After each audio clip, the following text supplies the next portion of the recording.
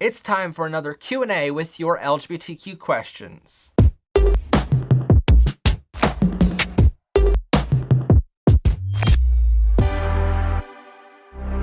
Welcome everyone to Power Brainbows. I'm of course your host, Professor Pride, and on today's episode we're answering all of your great questions about the LGBTQ community and all of the education we provide. And if you're wondering how we get your questions from the audience and answer them here, well, you can go to our community tab and make sure you're subscribed and following us with the bell notification so that you can submit questions for our Q&As in the future, because we occasionally post on our community tab on YouTube to find your great question. First question up today comes from LLR Pearl, who says, as someone who identifies as bigender, what is the percentage of people who also identify as bigender?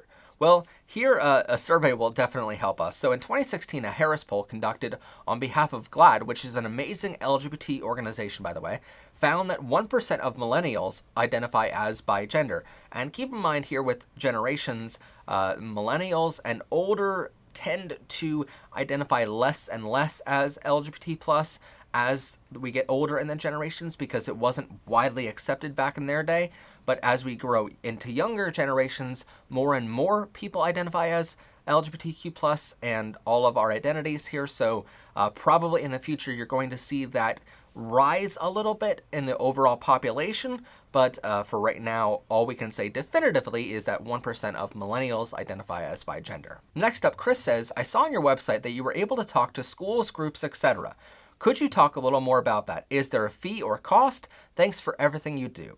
Well, actually, we're adding a bunch of new services to prideclassroom.com this year and on our overall Powered by Rainbows brand, because we feel like even though we're doing a lot here at Powered by Rainbows on YouTube, we feel like the YouTube space is a very small piece of the pie that we can help the community and LGBT+ and help the overall population understand how normal and perfectly acceptable it is to be LGBT+. Those services kind of include a lot. First off, we're adding a new service of advertising on PBR. So if you have a product, a service, a school or university, you have a message that you want to get out to literally 77,000 subscribers to 5 million viewers worldwide in over 50 countries.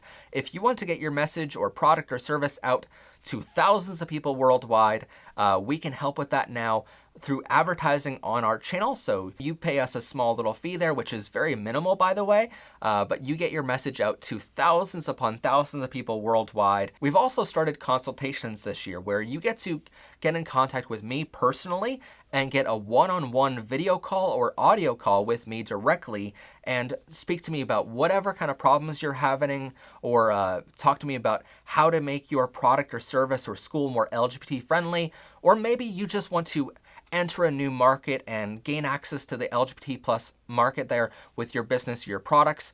We can certainly help you do that. We also offer speeches this year. So we offer a way for you to have myself come in and speak to your group, your organization, your school, your GSA club, your Pride event, your corporate event, or whatever it is.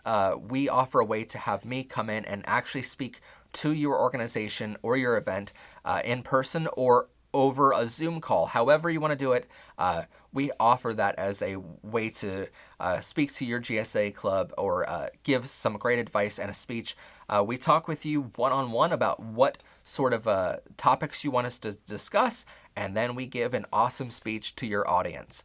So that is something we charge a minimal fee for, because there's a lot of time involved in making that speech and being on that Zoom call or going in person, but it's definitely worth doing if you have an event or you have a school GSA club. Finally, we offer courses for teachers and schools, organizations, and companies this year.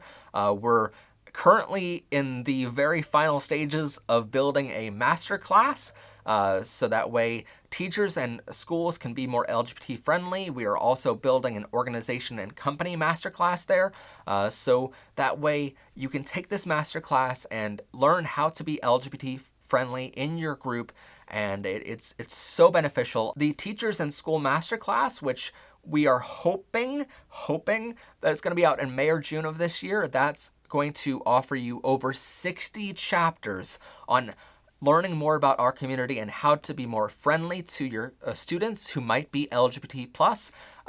So there's a lot of information in those 60 chapters. It's a 271-page script that we have to record. So it's a lot of information packed into that masterclass, along with worksheets, assignments for your students that you can give out, coursework. Plus there's a quiz at the end so you can get certified as an LGBT+ friendly teacher.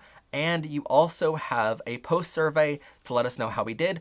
And the entire course itself is structured under the Danielson framework, meaning that your school can actually pay for you to take that course. But there's so much included in that course, in that masterclass, that we had to charge a little bit for it. Again, it's a very minimal amount, but it's a great course to take, and it really lets you in on all of the information that you're going to need as a teacher. So again, we're looking to expand, but we're not going to abandon our home here on YouTube. We fully believe in still offering every single week a new episode of LGBT education here on YouTube for free. That's never going to change as long as YouTube is a platform. We're just adding on to that now and making YouTube a small part of our overall pie, but we're not going to abandon our foundation here. Next up, Zenovi asks, what are y'all's thoughts on MOGAI, specifically xenogenders? Well, I think they're all valid, as all LGBT+ identities are. What's your favorite pride flag? Well, mine is the Pup Tribe pride flag because that's the one I identify with, but the LGBT+ six-stripe rainbow flag is certainly pretty with all of its colors. That's my second favorite. What's your favorite queer celebrity, if you have one? Well, mine is Troye Sivan because, I mean, look at how gorgeous he is.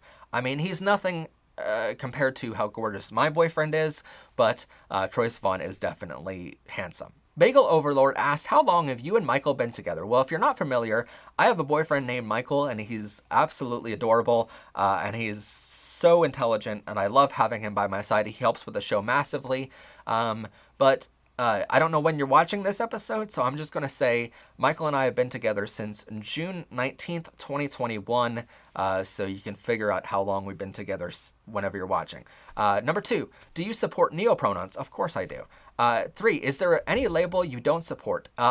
There definitely is one label I do not support and no LGBT+ person should support, and that is the MAP community. That is people who are pedophiles, who try to infiltrate the LGBT+ community and say, oh, I'm just like them. No, you're not. You're a pedophile. So we definitely do not support them here on our show or anywhere in the LGBT+ community, and they should not be supported. Number 4, how long did it take to come out to people? Well, I had my first ever crush on another boy at 11 years old, so I pretty much figured out I was gay at 11, but I didn't come out to my family members until I was 25 years old, and then shortly after came out to the rest of the world online. But that's part of what inspired me to create Powered by Rainbows, and our show here is to help other kids come out easier than I had it and come out sooner in that process and make that overall process a lot smoother for other people. John Crandall asked, how can I be a good ally without coming across as patronizing? Well, we actually have an entire course on this, on tips on how to be a better ally to the LGBT+ community. That course is going to give you a whole bunch of more information than I can possibly give you here in an answer, so go check out that course. Eva Burrows asked, any tips for how to show you support Pride, but have parents who don't? I would refer you to these 2 videos on our YouTube channel on how to celebrate Pride while still closeted. They are fantastic examples of how to show you support Pride but still are in the closet to your parents or have homophobic parents in general. These are great tips from our audience, by the way, that they submitted and helped us make those episodes. So definitely go check out those 2 videos. Again, all of these links will be down below. Shota Azwa asks, do you have any coming out tips? Well, we actually did an entire playlist of videos on this topic, including 35 tips to coming out and understanding gender identity and sexual orientation. All of those episodes are in a playlist on our channel that we did in coordination with the Trevor Project and Pennsylvania Equality Project, who helped us out massively in that series. But that series will help you a ton here on coming out advice, including what to prepare for after coming out, which a lot of people don't think about before coming out. So all of those videos are on a playlist linked down below. Imaginary Alchemist asks, what advice would you give to someone who is questioning their gender identity?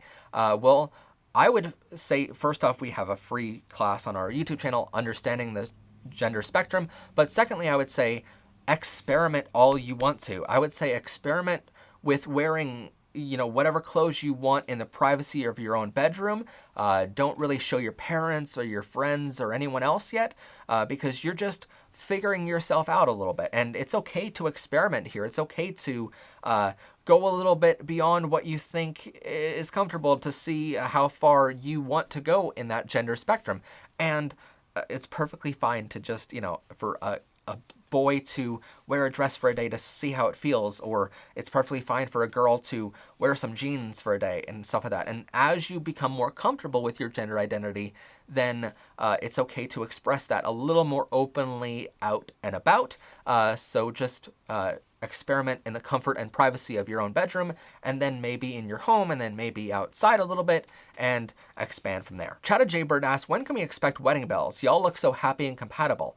Well, actually, Michael and I are living together now in an apartment about an hour or so away from where we record and edit this show. So whenever we record and edit, I pretty much spend an entire week here recording and editing in bulk. So it's very stressful, but I actually write the episode back home where I live with him. We have 2 roommates with us right now, but we're getting a new apartment in June of this year, and that way we can be on our own, and we can actually move this entire studio up to that new apartment, and that way I don't have to go back and forth so much, which I don't like doing because I don't like being away from him. So we'll officially be in a new apartment by ourselves in June. That lease is for a year that we already signed. Then we're buying a house in June of 2023. Hopefully there, if the housing market is in our favor.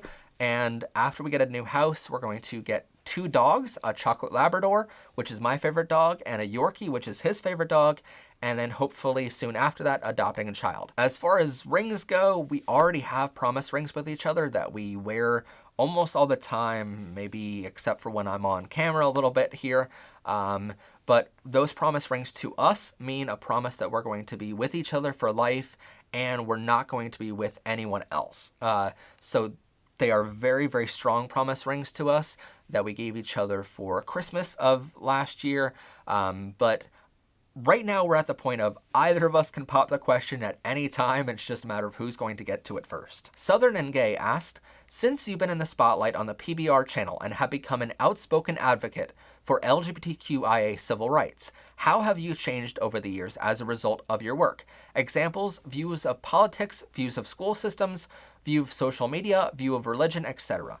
Well, my view on many of those things has changed since becoming the host here.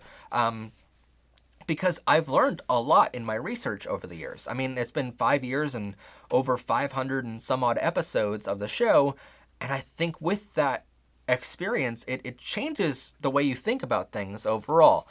Certainly nowadays with producers and writers and stuff on our team of 30 plus people, it's a lot of viewpoints coming in, and that sort of shapes how I feel sometimes. For instance, I'll have a view of something, and Michael will challenge that view sometimes to see if we can really get to the bottom of what's the best answer here. So I really appreciate that sort of insight from our producers and my boyfriend coming in there. My view on politics has not really changed too much.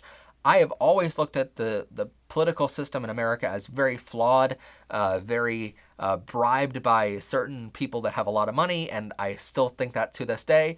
I believe America's only hope is the people that make up America, not the politicians, because they are very easily swayed by money and by, just what they want to do instead of what the American public wants to do. A great example of this is the Equality Act in America, which would protect the 11.7% of LGBTQ plus Americans under the law and give them federal protections there. And nothing else. There's nothing else to that bill, nothing hidden in the bill at all.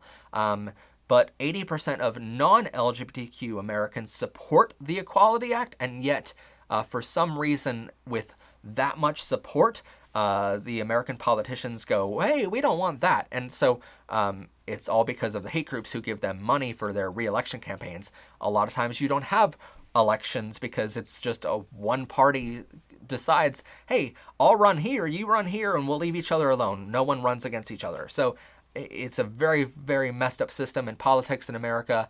That's always been my view. That's why I've always been independent, and I've always voted for the more LGBT-friendly candidate on my ballot every year. My view on the school system has definitely changed because I still believe to this day that the teachers in America are fantastic people and heroes of their own kind, but the system they're forced to work in is forcing these teachers to only teach things that will be on the standardized testing. Otherwise, their pay as teachers is determined by how their students do on that standardized test. So instead of teaching things like how to do your taxes, how to budget your finances for the year, how to go grocery shopping, how to prepare a meal, how to be a human being later on in life, those things are never taught in schools in America, but yet we're taught how to do trigonometry and things that we'll never really need in a majority of jobs out there.